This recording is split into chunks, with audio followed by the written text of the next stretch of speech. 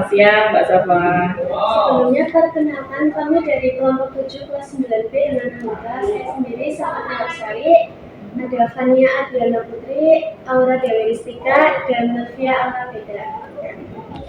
Kami ingin meminta izin kepada Buaya untuk mewawancarai terkait pemilihan ketua OSIS. Kami sedang mengerjakan tugas bahasa Indonesia dengan tema teks prosedur wawancara. Apakah Buaya berkenan? Insya Allah berkenan. Menurut Buaya, kriteria apa saja yang menjadi dasar dalam pemilihan ketua OSIS? Baik. Kriterianya yang sebagai dasar untuk pemilihan ketua OSIS yang pertama harus bisa memilih ketua OSIS yang jujur, yang anaknya memiliki karakter jujur, bertanggung jawab, kemudian memiliki prestasi akademik dan non akademik, kemudian dia bisa berkomunikasi secara aktif. Oke, pertanyaan selanjutnya, kualitas kepemimpinan seperti apa yang diharapkan dari ketua OSIS? Baik, kepemimpinan yang baik bagi ketua OSIS yang pertama, dia bisa mengorganisir semua kegiatan yang akan diadakan oleh sekolah dan OSIS. Kemudian dia bisa menjadi jembatan komunikasi antara guru, murid, tenaga usaha, dan juga orang tua. Jadi gimana caranya ketua OSIS itu mempelopori atau mengorganisir semua kegiatan yang ada di sekolah bisa berjalan dengan baik. Gitu. Lanjut ke pertanyaan yang ketiga, menurut Buaya bagaimana perkembangan OSIS SMP Negeri 1 Praja dari tahun ke tahun? Baik, perkembangan OSIS di SMP 1 Patik Raja semakin meningkat, anak-anaknya semakin dewasa, mandiri, bisa menunjukkan potensi dirinya masing-masing. Jadi setiap angkatan itu punya pola sendiri, pattern sendiri, bahwa kalau angkatan ini tuh kuatnya di mana. Nah, seperti yang kemarin yang Mbak Safa pimpin bersama Mbak Dini dan kawan-kawan, itu punya gaya sendiri dalam memimpin, dalam berkomunikasi, penguatan dalam tim OSIS-nya tahun kemarin. Kemudian karena mungkin Mbak Safa melihat kakak kelas yang dulu.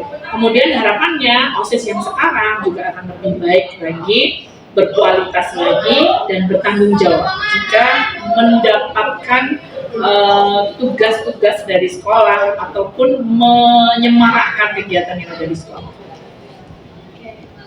Pertanyaan yang keempat, menurut Buaya dampak positif apa bagi siswa setelah mengikuti kegiatan OSIS?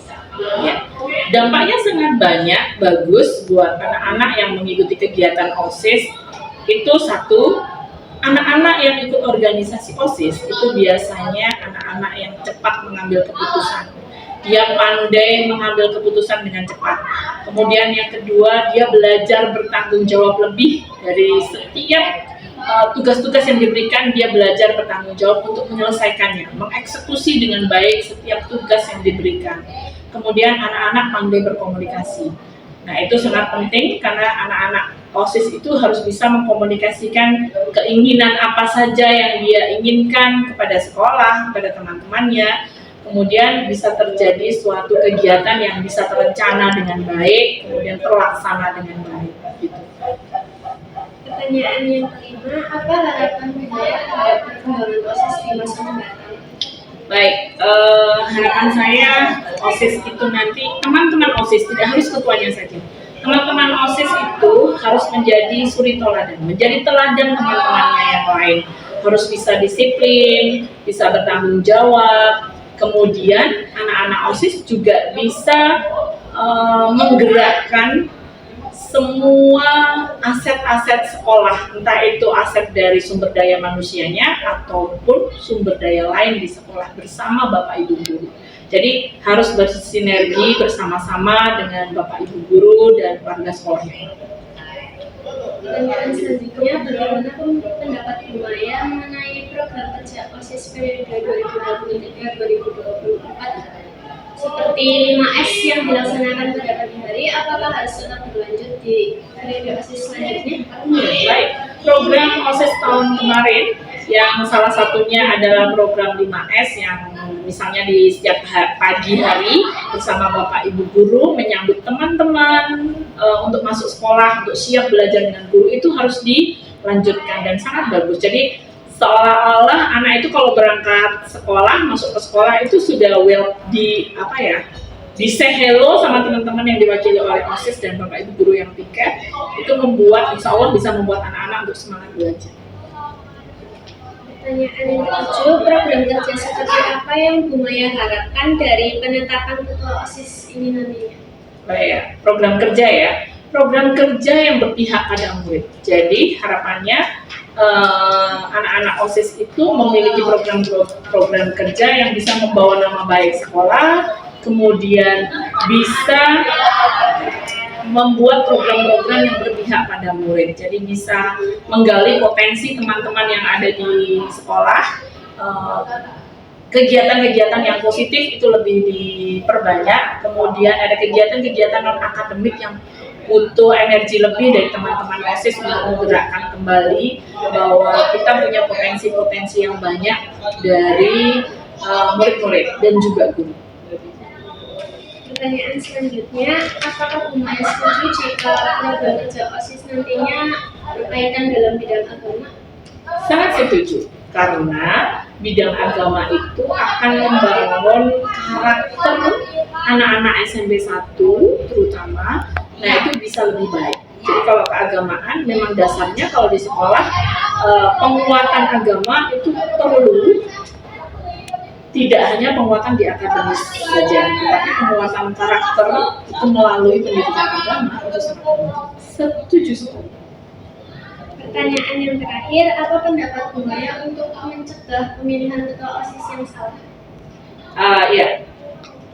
Jadi pemilihan ketua OSIS yang salah harus dihindari. Jadi bukan salah ya, mungkin kurang tepat. Kalau salah itu kayaknya fatal. Jadi yang kurang tepat. Jadi kita harus memilih ketua OSIS yang tepat dengan cara seleksinya yang bagus ya. Jadi setiap anak itu punya talenta masing-masing. Setiap anak punya circle masing-masing. Nah itu perlu kalau sudah menjadi ketua OSIS, masuk di grup OSIS, organisasi OSIS, itu semuanya harus sama.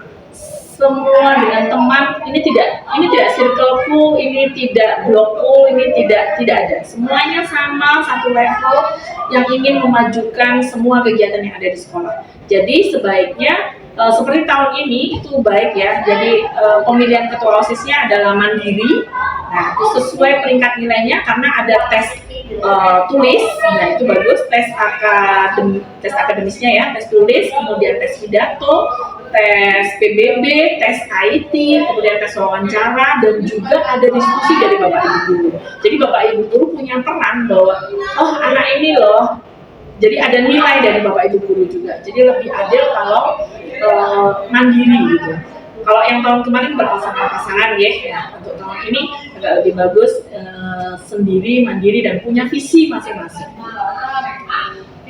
Bu Maya, terima kasih atas jawaban yang sangat bermanfaat bagi kami, dapat menambah wawasan pengetahuan kami, serta kami dapat menyelesaikan tugas bahasa Indonesia ini dengan sebaik-baiknya. Terima kasih atas waktunya. Sama-sama.